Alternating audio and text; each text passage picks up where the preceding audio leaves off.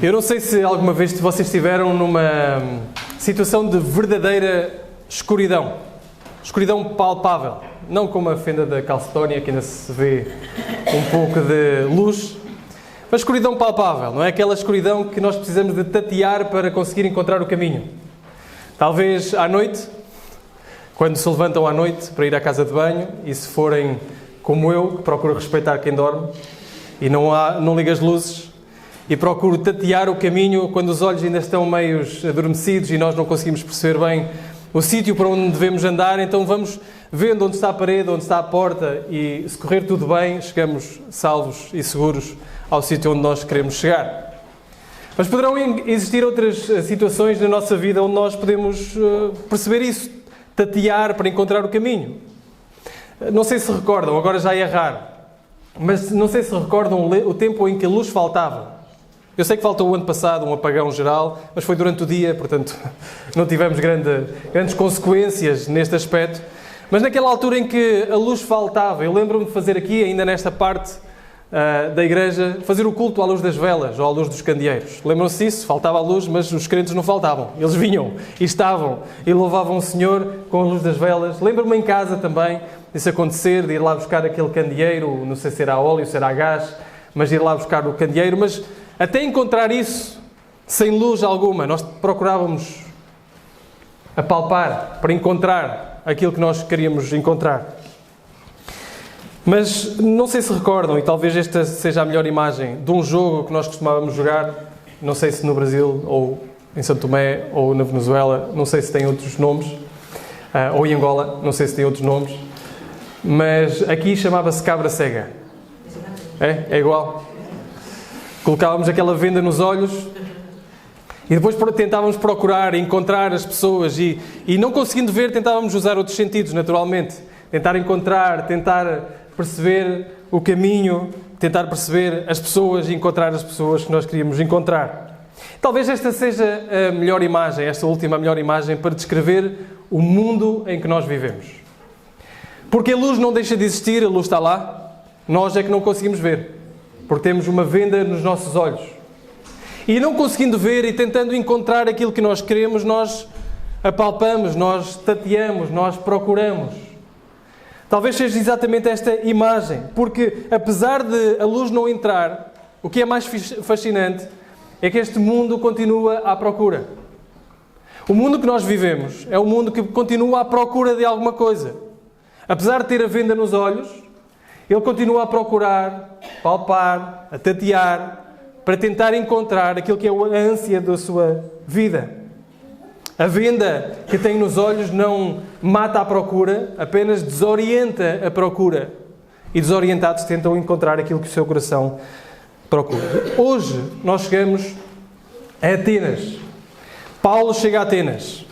E o que Paulo vê em Atenas é precisamente isto. Pessoas com uma venda nos olhos que procuram apalpar até encontrar Deus.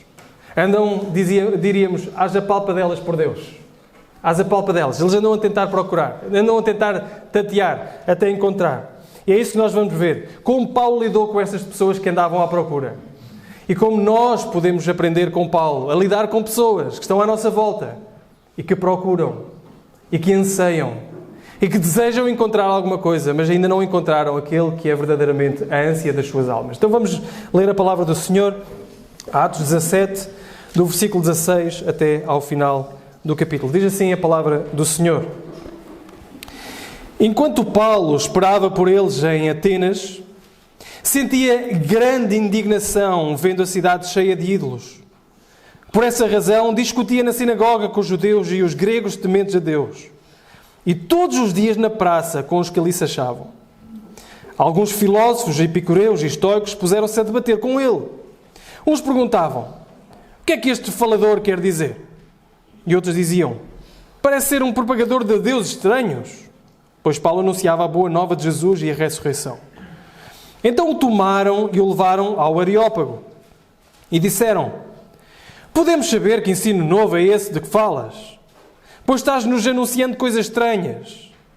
Portanto, queremos saber o que é isso. Todos os atenienses, como também os estrangeiros que ali residiam, não tinham outro interesse a não ser contar ou ouvir a última novidade. Então Paulo ficou de pé no meio do Areópago e disse: homens atenienses, em tudo vejo que sois excepcionalmente religiosos. Porque ao passar e observar os objetos do vosso culto, encontrei também um altar em que estava escrito: ao Deus desconhecido. É exatamente este a que honrais sem conhecer que eu vos anuncio. O Deus que fez o mundo e tudo o que nele há, Senhor do céu e da terra, que habita em templos feitos que não habita em templos feitos por mãos de homens. Tampouco é servido por mãos humanas como se necessitasse de alguma coisa. Pois Ele é mesmo quem dá a todos a vida, a respiração e todas as coisas. De um só fez toda a raça humana para que habitasse sobre toda a superfície da terra, determinando-lhes os tempos previamente estabelecidos e os territórios da sua habitação, para que buscassem a Deus e mesmo tateando pudessem encontrá-lo. Ele, de facto, não está longe de cada um de nós, pois nele vivemos, nos movemos e existimos, como também alguns dos vossos poetas disseram, pois dele também somos geração.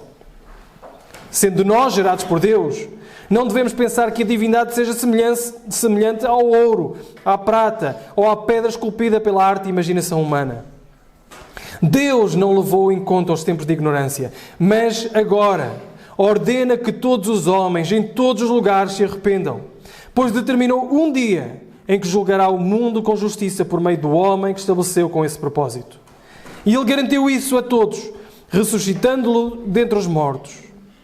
Mas quando ouviram falar em ressurreição de mortos, uns zombaram, outros disseram: sobre isso te ouviremos em outra oportunidade. Então Paulo saiu do meio deles. Todavia alguns homens uniram-se a ele e creram, entre os quais Dionísio, membro do conselho do Areópago, e uma mulher chamada Damaris, e com eles ainda outros. Até aqui a palavra do Senhor. Neste texto que nós vemos claramente isto. Paulo a lidar com pessoas que andam à procura, que não é muito diferente do mundo em que nós vivemos hoje. O que é interessante, cada vez mais interessante, é que o mundo em que nós vivemos é mais próximo até deste contexto de Paulo e do primeiro século do que há um século ou dois atrás. Hoje vivemos uma cultura hipersexualizada, uma cultura religiosa, uma cultura que busca ídolos e busca viver para esses ídolos, uma cultura descristianizada, muito próxima daquilo que Paulo encontrou em Atenas e em outros lugares. Pessoas pagãs que procuravam fazer ídolos para si, que viviam de acordo com os seus desejos, de acordo com as filosofias humanas, de acordo com os ídolos que iam levantando. Portanto, este texto é importantíssimo para nós. É importantíssimo para nós percebermos como estar, como lidar, como falar com pessoas no mundo no qual nós vivemos, com os nossos colegas de trabalho, com os nossos vizinhos, com as pessoas que nós convivemos diariamente. Então, vamos a ele. E este texto está dividido em 3 partes e nós iremos percorrê-las. Primeiro, o que Paulo viu, do versículo 16 ao 21. E depois vemos o que Paulo disse, quando é trazido ao Areópago, do versículo 22 ao 31 e depois do 32 ao 34, qual a reação àquilo que Paulo disse. Então, em primeiro lugar, o que Paulo viu. Voltemos ao versículo 16. Diz assim: enquanto Paulo esperava por eles em Atenas, sentia grande indignação, vendo a cidade cheia de ídolos. Paulo chega a Atenas por acidente. Não sei se recordam aquilo que se passou imediatamente antes. Paulo chega a Tessalónica, nesta viagem missionária. Paulo e Silas chegam a Tessalónica, já tinham estado em Filipos, agora chega a Tessalónica, fala de Cristo e é corrido de Tessalónica, é perseguido. Ele não é recebido de uma boa maneira em Tessalónica e vai para uma outra cidade, Bereia. E em Bereia as coisas são um pouco diferentes. As pessoas ouvem Paulo, querem saber mais, procuram ler a Escritura acerca daquilo que se estava a passar. Mas depois quem é que chega? Os de Tessalónica. Vão atrás dele até Bereia e expulsam-no. E então ele chega a Atenas. Então ele chega assim meio que por acidente. Chega, está sozinho, está à espera de Silas e Timóteo. Enquanto lá está, ele poderia pensar: bem, já correu mal 2 vezes. Em Tessalónica fui corrido, aliás, 3 vezes. Em Filipos fui preso.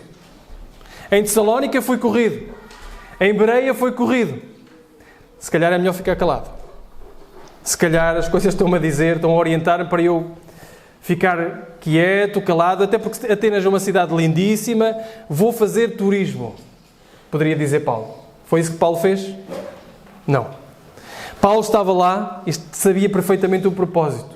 Paulo começa a olhar para Atenas e Atenas era a cidade. Era a cidade.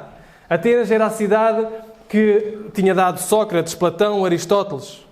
Atenas era a cidade das filosofias. Filosofias que acabaram por influenciar o nosso Ocidente e o nosso dia-a-dia ainda hoje influenciam.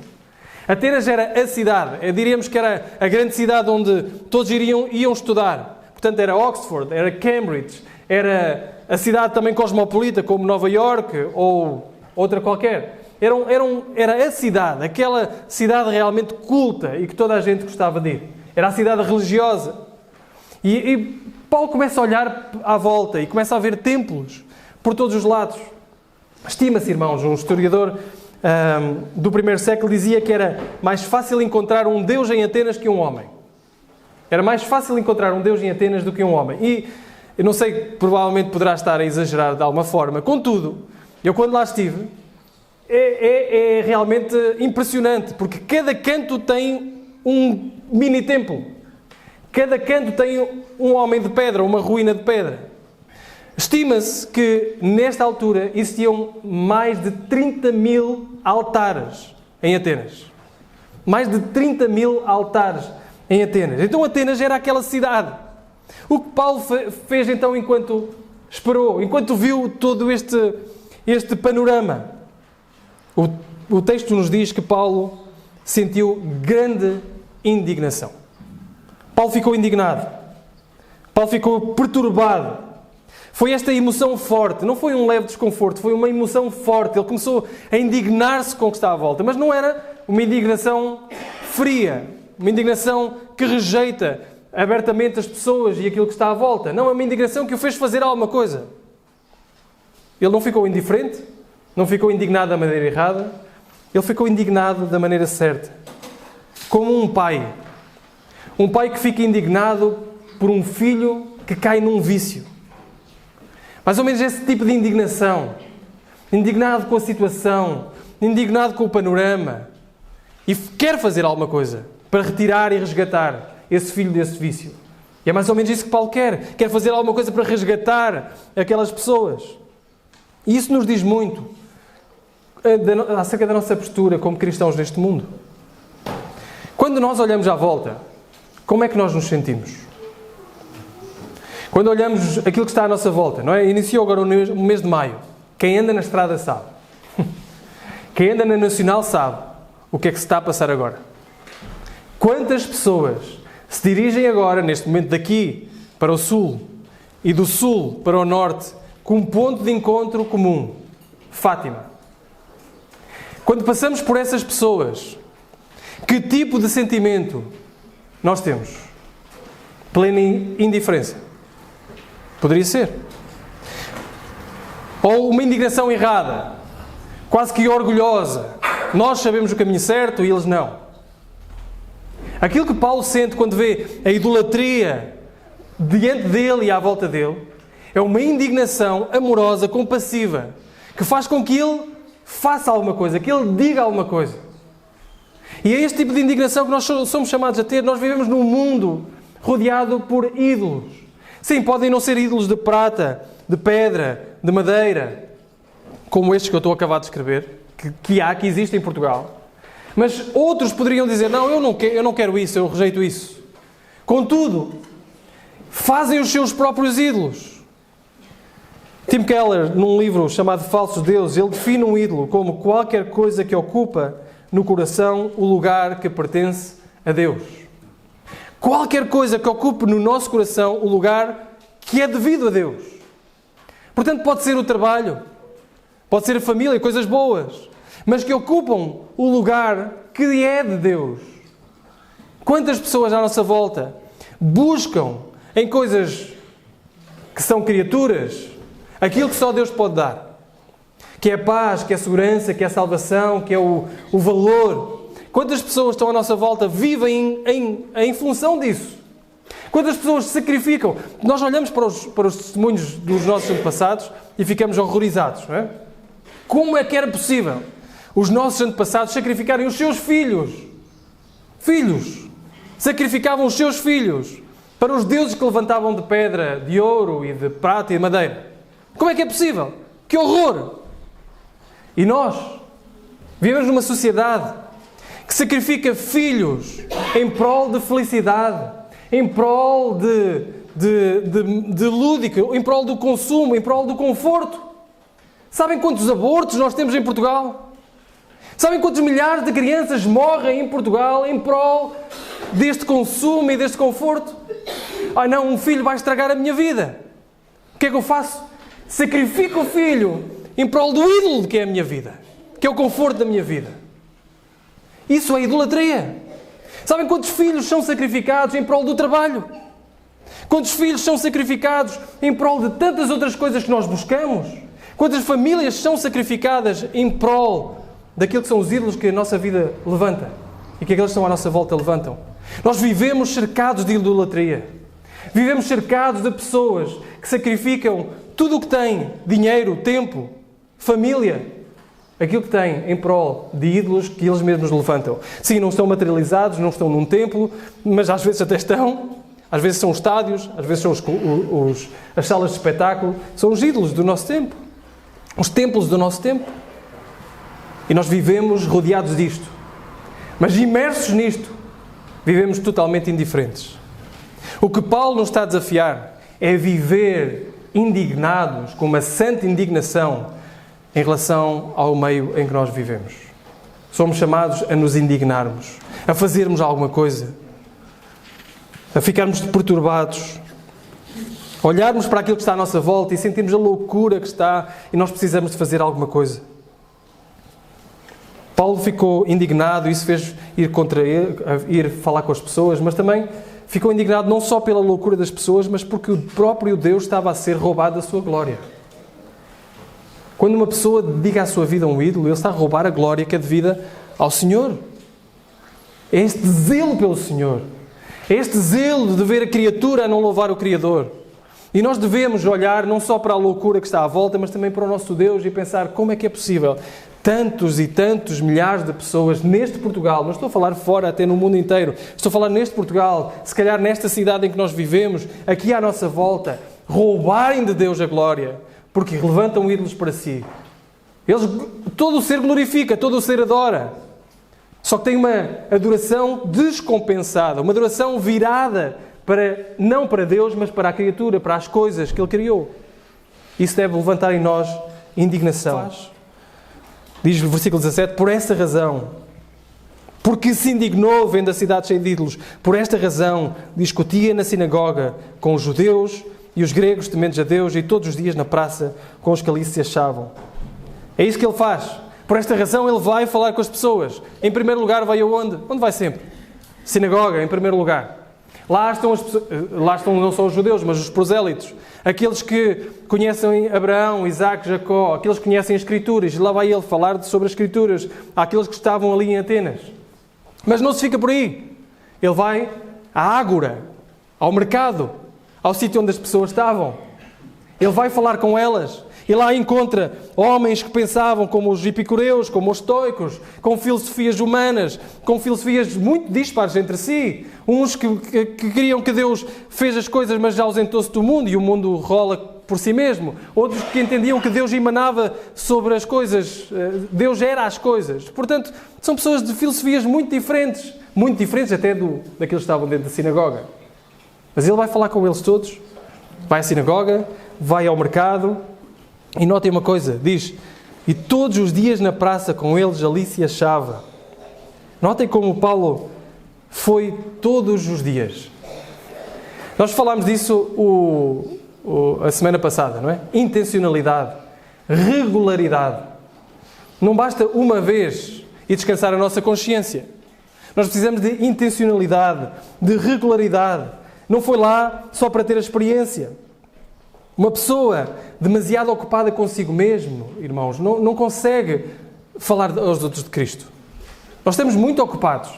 Nós temos o nosso dia-a-dia, temos a nossa vida, temos os nossos afazeres, temos a nossa agenda.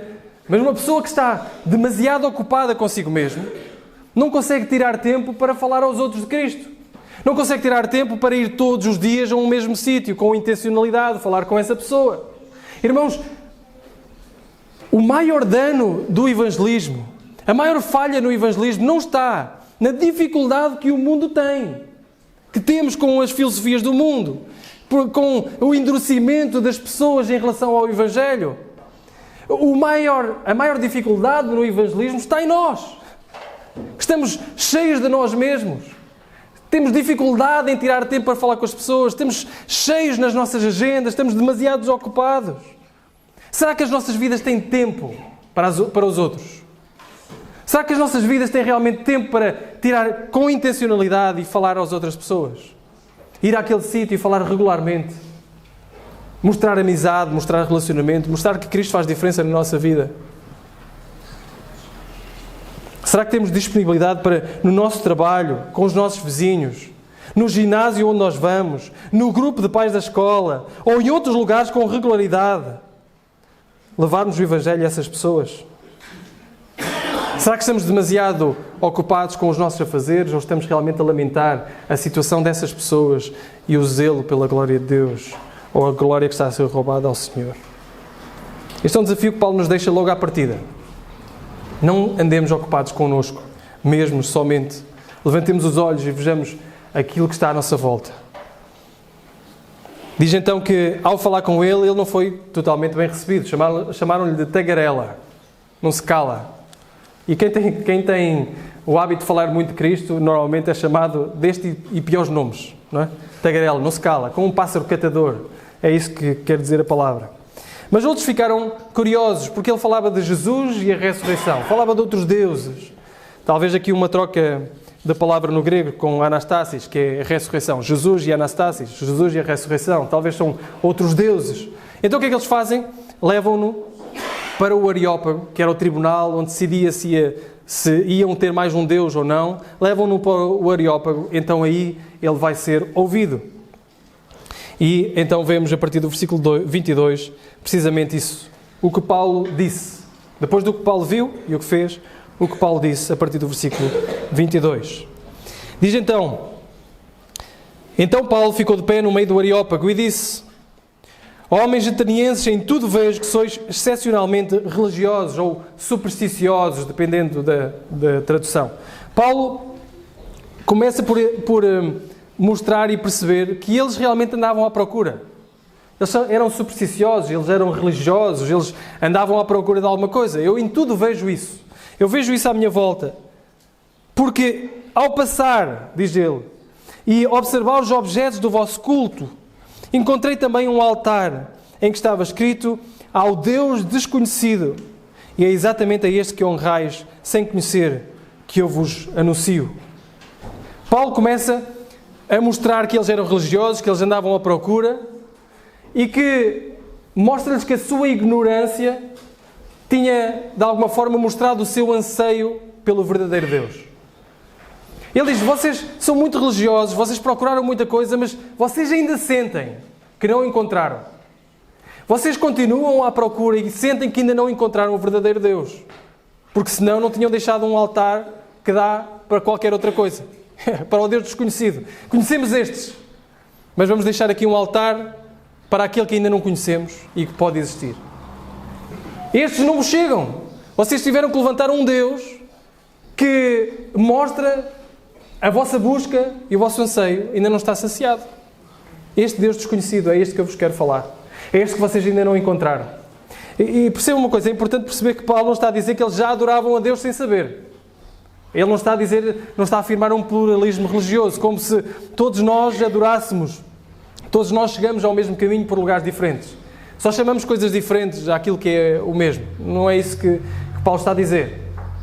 Até porque Paulo vai apontar este anseio e vai chamá-los ao arrependimento em relação a tudo o que eles andam a buscar. Eles andam errados, continuam errados. Contudo, Paulo identifica um anseio. Que, irmãos, aqueles que estão à nossa volta anseiam. Eles anseiam. Eles procuram. Existem vários modos de procurar a mesma coisa. Mas eles procuram. Eles procuram por paz, por segurança, por sentido. É algo que este mundo não consegue saciar. É algo que este mundo não consegue dar resposta. Eles andam à procura. Andam de olhos vendados, andam a tatear, mas eles andam à procura. E o único que procuram, o único que pode saciar a sua sede é Deus. É o único. É o único. É isso que ele vai dizer. Vocês têm ignorância, têm uma culpa real, mas Deus, na sua paciência, está a usar essa sede que vocês têm para eu agora vos falar do verdadeiro Deus. E é este Deus que eu vos quero falar. E notem, como é que ele faz isto? Em 4 movimentos muito rápidos. Até porque não estamos a falar da sinagoga. Estas pessoas não sabem quem é Abraão. Estas pessoas não sabem quem é Isaac, não sabem quem é Jacó, não sabem quem é Davi. Estas pessoas não sabem. Então ele tem que começar de uma forma diferente que começa numa sinagoga. Então como é que ele começa? 4 movimentos rápidos. Em primeiro lugar, o Deus Criador. Vejam. O Deus que fez o mundo e tudo o que nele há, sendo Senhor do céu e da terra, não habita em templos feitos por mãos de homens. Primeiro, Deus é Criador. Deus é o Criador de todas as coisas. Não é um acaso de moléculas este mundo em que nós vivemos. Deus é o Criador. É um Criador pessoal. Não é um Criador imanente. É um Criador transcendente, anterior a tudo. Ele não está contido na criação. Ele é o autor da criação. Deus é o Criador de todas as coisas. Contra qualquer religião que tentasse capturar o próprio Deus numa imagem e colocá-lo numa caixa, ele diz, Ele é o Criador que fez o mundo e tudo o que nele há, não habita em templos feitos por mãos de homens. Ele é o maior de qualquer coisa humana, qualquer coisa criada. Deus é o Criador de todas as coisas, está no início de todas as coisas. É desta forma que ele começa. Não começa com Davi, não começa com Abraão, ele começa com a criação de Deus. Deus é o Criador e a existência de Deus. Deus é o Criador. Mas depois vai mais longe. Deus é o sustentador, versículo 25. Nem tão pouco é servido por mãos de homens, como que necessitando de alguma coisa. Ele mesmo é quem dá a todos a vida, a respiração e todas as coisas. O Deus que Paulo proclama, que a Escritura proclama, não precisa de nós. O Deus que Paulo fala, Deus que a Escritura fala, o verdadeiro Deus, não precisa de nós. Ele não é dependente de nós. Ele é o Criador e Ele é o sustentador de todas as coisas. Ele sustenta as coisas. Somos nós que precisamos dele, não é Ele de nós. Somos nós que necessitamos dele. É um Deus que não precisa de absolutamente nada. E ainda assim se entrega por amor. Esta é a base da graça. Ele entrega-se graciosamente. Nós não merecendo. Mas Ele entrega-se. É um Deus sustentador. É um Deus autossuficiente. Ele diz, Ele mesmo é quem dá a vida a todos, a respiração e todas as coisas. Ele é um Deus que se sustém a si mesmo. Ele não precisa da nossa adoração para nada. Ele não precisa do nosso louvor para nada. E nós muitas vezes dizemos que apresentamos o Evangelho como se nós fizéssemos mais felizes a Deus. Deus não precisa de nós. Nós é que precisamos dele. A nossa vida encontra sentido nele. Ele é o Criador. E aquilo que tu buscas, encontrarás em Deus. Não é Deus que busca para encontrar em ti aquilo que Ele precisa. Ele busca-te por misericórdia, por amor. Em terceiro, versículo 26. Ele é um Deus Rei soberano sobre as nações. Diz, e de um só sangue fez toda a geração dos homens, para habitar sobre toda a face da terra, determinando os tempos que já dantes ordenados e os limites da sua habitação. E Paulo diz isto numa cultura grega que se glorificava a si mesma, que achava melhor que os outros. O que é que Paulo diz? Que somos uma só raça, temos todos o mesmo antepassado. E cada povo, em cada época, tem o seu lugar determinado por Deus. É Deus que manda, que coloca e depõe reis. É Deus que coloca e depõe imperadores. É Deus que determina todas as coisas. Deus tem poder para isso tudo. Não é a força da economia, não é a evolução cultural que controla a história. É o Senhor Deus que controla providencialmente todas as coisas. Todas as coisas. E depois fala, num quarto movimento, que este Deus é um Deus que se revela. Diz o versículo 27, para que buscassem ao Senhor, se porventura, tateando, o pudessem achar. Ainda que não está longe de cada um de nós, porque nele vivemos, nos movemos e existimos, como também alguns dos vossos poetas disseram, pois somos também sua geração. Sendo nós, pois, geração de Deus, não havemos de cuidar que a divindade seja semelhante ao ouro, à prata, à pedra esculpida por artifício e imaginação dos homens. Ele termina esta apresentação de Deus a mostrar que, embora eles procurem, embora eles teteiem, apalpem para procurar e não encontrem esse sentimento que eles têm de buscar, o próprio Deus se revela. Ele é um Deus criador, um Deus sustentador, um Deus rei soberano sobre todas as coisas, e Ele próprio se revela. Ele próprio se demonstra. Ele próprio se mostra. Ele não é um Deus de longe, Ele é um Deus de perto. Ele não é um Deus transcendente que não se chega a nós, é um Deus que procura revelar-se a nós por amor, por misericórdia, por graça. O problema não é que Deus esteja longe, é que nós temos as vendas nos olhos e estamos virados para o outro lado. Deus está perto. Deus quer ser conhecido. Então ele cita 2 poetas gregos, Epiménides e Aratos, que mostra como, mesmo fora da revelação bíblica, eles tropeçaram nesta verdade, de que Deus é um Deus que se revela. Deus fala tão alto através da criação que até os que negam não conseguem calar completamente a sua voz. E então chega ao clímax, a resposta, ao apelo. Versículo 30. Deus não levou em conta, mas Deus não tendo em conta os tempos da ignorância. O que é que diz? O que é que diz a palavra? Aí, na vossa Bíblia? Ordena. Não é um convite.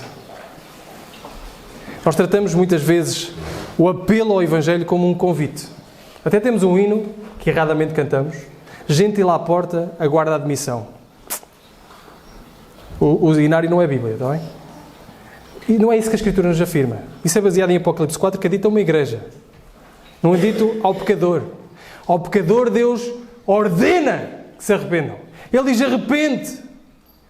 Se tu não te arrependeres, o destino é certo. É um comando, é um ordeno, é um mandamento para que se arrependam.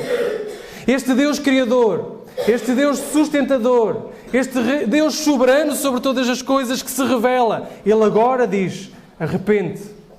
Porque chegará o dia, e essa é a razão que Ele dá, chegará o dia do juízo, em que aquele que foi ressuscitado virá para reinar. E vejam como Paulo está a apresentar o Evangelho. Aquele que ressuscitou precisou de fazer o quê primeiro? Morrer. Cristo veio, Cristo morreu, Cristo ressuscitou, Cristo ascendeu aos céus e um dia voltará. E quando Ele voltar vai julgar vivos e mortos. E por causa desta verdade, Cristo voltará um dia para julgar vivos e mortos. Aquilo que Paulo diz é um mandamento, é uma ordem para que se arrependam dos seus pecados. E é para todos nós, para aqueles que ainda não se arrependeram dos seus pecados, que precisam de cuidar desta verdade. E falo, se calhar, especialmente para aqueles que são jovens, para aqueles que são adolescentes, para aqueles que estão nesta igreja há muito tempo e que ouvem estas coisas, mas ainda não se arrependeram. Não existe decisão mais importante que tu, jovem, adolescente, possas tomar. Não existe decisão mais importante em relação à tua vida. Não é um curso que vai definir a tua vida. Não é a pessoa com quem casares que vai definir a tua vida. Aquilo que vai definir a tua vida agora, presente e eternamente é se tu te arrependes dos teus pecados e creres em Jesus Cristo. E isto é uma ordem. Vejam a urgência da ordem. Paulo dá uma ordem para que se arrependam diante da verdade de que Cristo um dia voltará. Isto é sério. Isto é certo. Cristo um dia voltará. E aqueles que estiverem com Ele naquele dia, eternamente ficarão para sempre com Ele, com o seu anseio plenamente satisfeito. Esta busca que o homem tem estará plenamente satisfeita, eternamente com Ele. A alegria que nós buscamos estará eternamente satisfeita com Ele. A paz que nós buscamos estará eternamente satisfeita com Ele. O sentimento de realização estará eternamente satisfeito com Ele, porque fomos criados para Ele. E com Ele estaremos.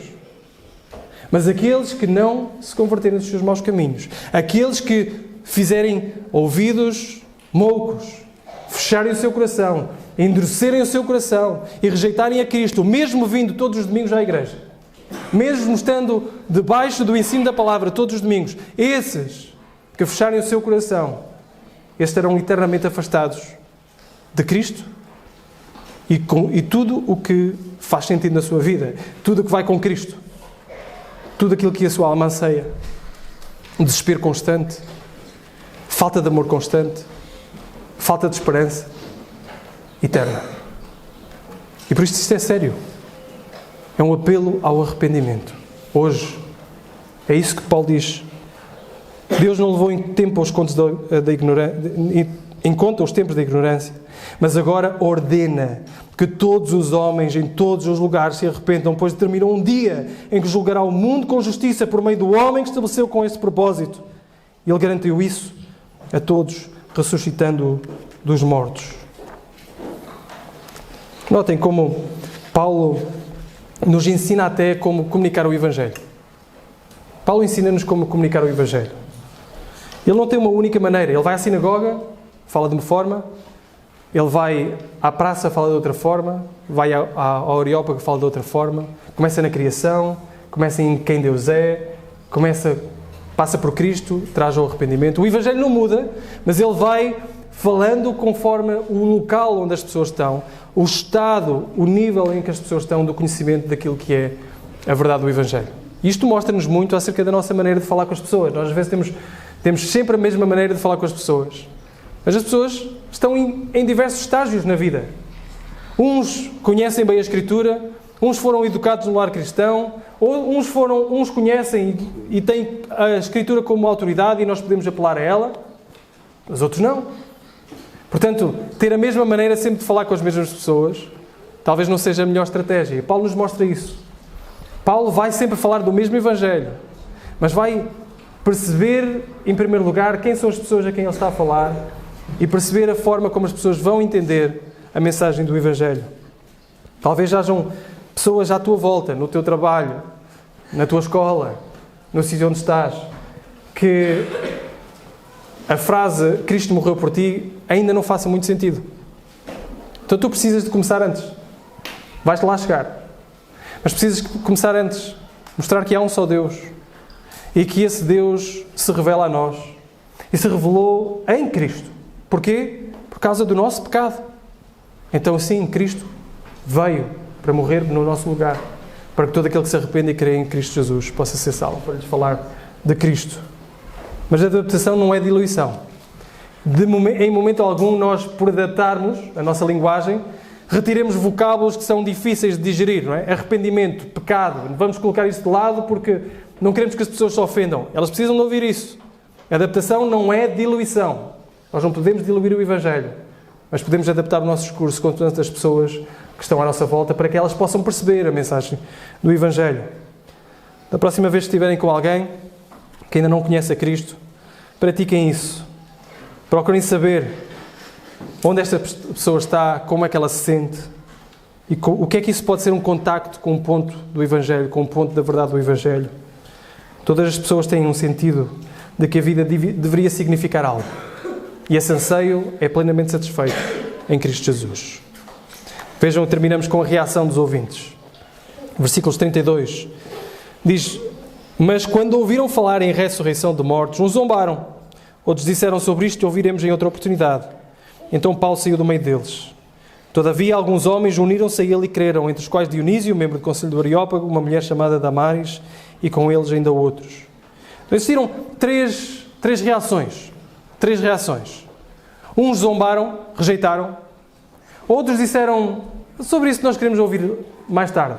Não sei se um real desejo ou apenas e só, pronto, fica para a próxima. E outros aceitaram. Sabem, estas são as três reações que nós podemos encontrar. Mas embora elas estejam divididas em duas grandes reações. Mas elas são as três reações que nós podemos encontrar quando falamos do Evangelho. Não nos surpreendamos, irmãos, se falarmos do Evangelho, que zombem de nós. Se fizerem com Paulo, porque é que não podem fazer connosco? Não nos admiremos, não fiquemos melindrados de encontrarmos pessoas que zombem de nós.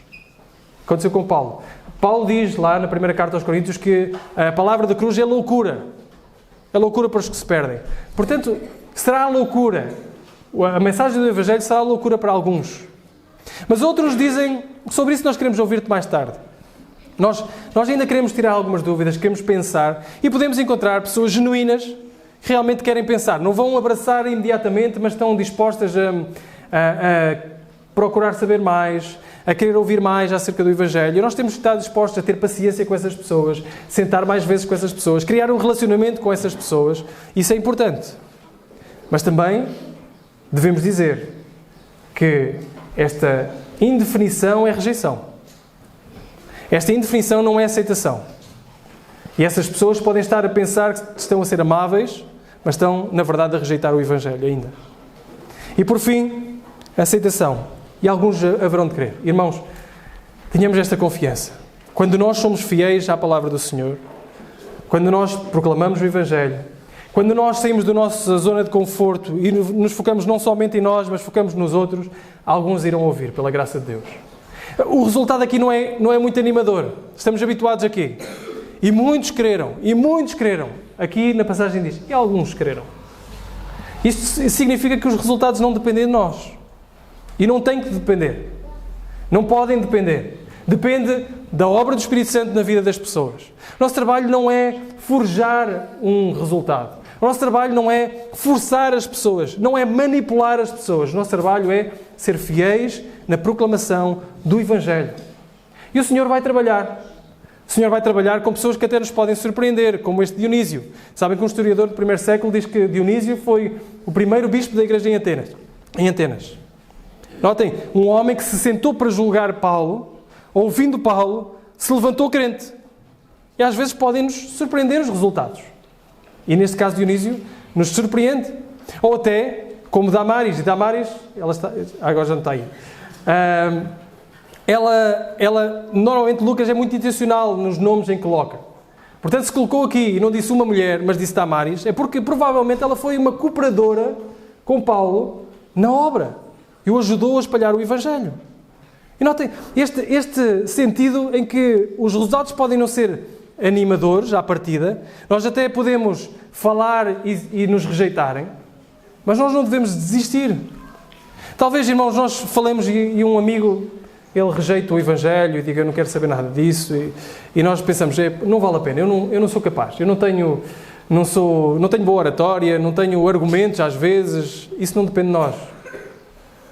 Não depende de nós. Falamos de um familiar e o familiar não quer ouvir de Cristo. Não depende de nós, falemos. Ou convidamos um amigo à igreja para vir ouvir o Evangelho e ele vem uma vez, vem duas e depois já não vem mais. E nós ficamos desencorajados e pensamos, não vou fazer mais, não vale a pena, eu depois desiludo-me. Eu iludo-me e depois desiludo-me. Irmãos, não depende de nós. Portanto, nem fiquemos desanimados quando os resultados não aparecem, nem fiquemos orgulhosos quando os resultados aparecem. O que nós devemos é focar na nossa missão, a fidelidade na proclamação do Evangelho, o amor pelas pessoas e o zelo pela glória de Deus. E depois o Senhor fará. E o Senhor faz o resultado. Portanto, animemos. Eu construo em cima da edificação do último domingo do nosso irmão Gabriel. Irmãos, convidemos pessoas para vir à igreja. Falemos de Cristo. Não nos preocupemos com as coisas que são acessórias à nossa volta, coisas que nós não controlamos, seja o espaço, seja a reação das pessoas. Não nos foquemos nisso. Foquemos no nosso trabalho. Foquemos em falar de Cristo. Foquemos em sair do nosso conforto e continuar a convidar. E a pessoa não vem uma vez, convida segunda, convida terceira. Falamos de Cristo, mostramos, trazemos para a nossa vida, mostramos como Cristo faz diferença na nossa vida. Mostramos dependendo do nível da pessoa. Se ela conhece a Escritura, falamos de uma forma. Se ela ainda não conhece a Escritura, falamos de uma outra forma. Irmãos, não desanimemos no nosso evangelismo, na nossa proclamação de Cristo. Porque a seu tempo o Senhor trabalhará nos corações. Continuemos a falar de Cristo. Concluindo, irmãos, este é um texto sobre um Deus desconhecido que pode ser conhecido. Um Deus desconhecido que pode ser conhecido.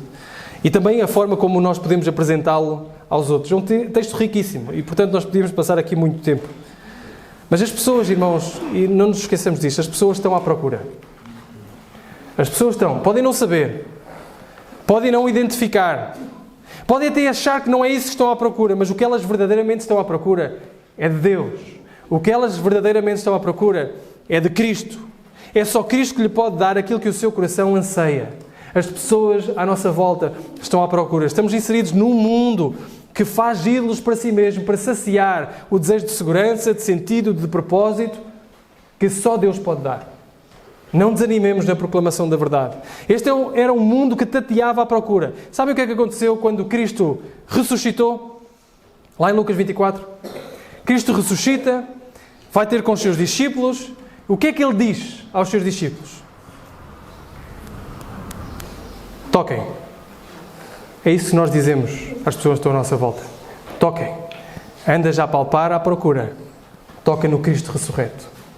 É Cristo que dá sentido a toda a vida. É Cristo que nós temos para anunciar e é Cristo que as pessoas têm para receber. Que lhes pode saciar a sua alma. Que o Senhor nos ajude. Amém.